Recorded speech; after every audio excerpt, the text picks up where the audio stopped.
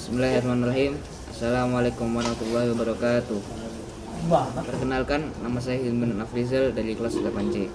Di kesempatan ini saya akan menceritakan tentang perang Khandaq atau perang Parit.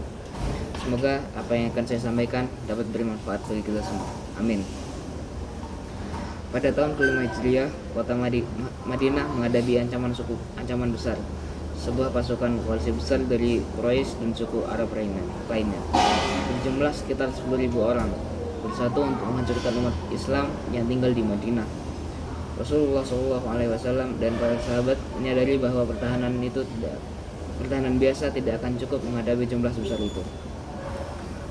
Seorang sahabat dari Persia bernama Salman Al-Farisi mengusulkan strategi yang belum pernah digunakan di Jazirah Arab, menggali parit di sisi utara kota, satu-satunya tempat terbuka yang memungkinkan musuh menyerang. Rasulullah SAW menyetujui ide itu, dan seluruh kaum muslimin termasuk Nabi sendiri turun tangan menggali parit dengan semangat. Cuaca saat itu sangat dingin dan persediaan makanan terbatas, namun semangat dan keimanan mereka tidak goyah. Bahkan saat menggali, mereka menghadapi batu besar yang tidak bisa dihancurkan. Nabi Muhammad sendiri mengambil cangkul dan menghantam batu itu sambil berseru, "Allahu Akbar, telah diberikan kepadaku kunci-kunci negeri Romawi."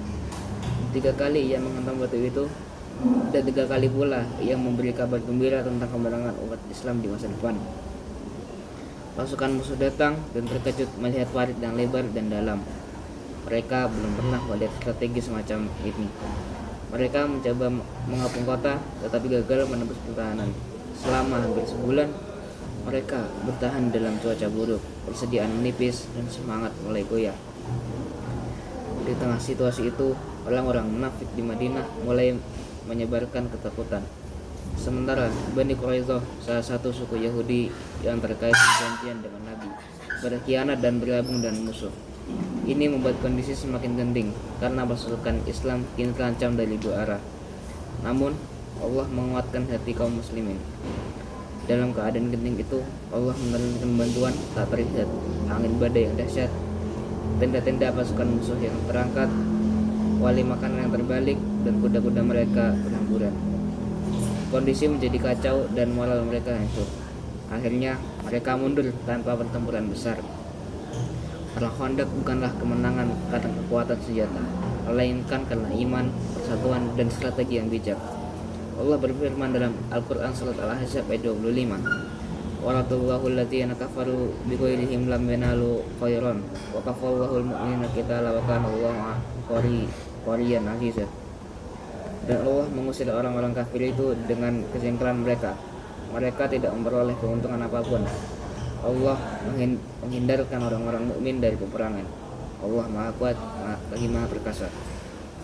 Pesan moral yang kita dapatkan dari perang Khandaq adalah perang Khandaq mengajarkan bahwa dalam menghadapi tantangan besar diperlukan strategi, kerjasama, dan keteguhan iman. Bahkan ketika dikhianati dan dikepung dari segala sisi, pertolongan Allah akan datang kepada orang yang sabar dan bertawakal. Mungkin itu saja cerita yang bisa saya sampaikan. Kurang dan lebihnya saya mohon maaf. Wabillahi taufiq wal hidayah. Assalamualaikum warahmatullahi wabarakatuh.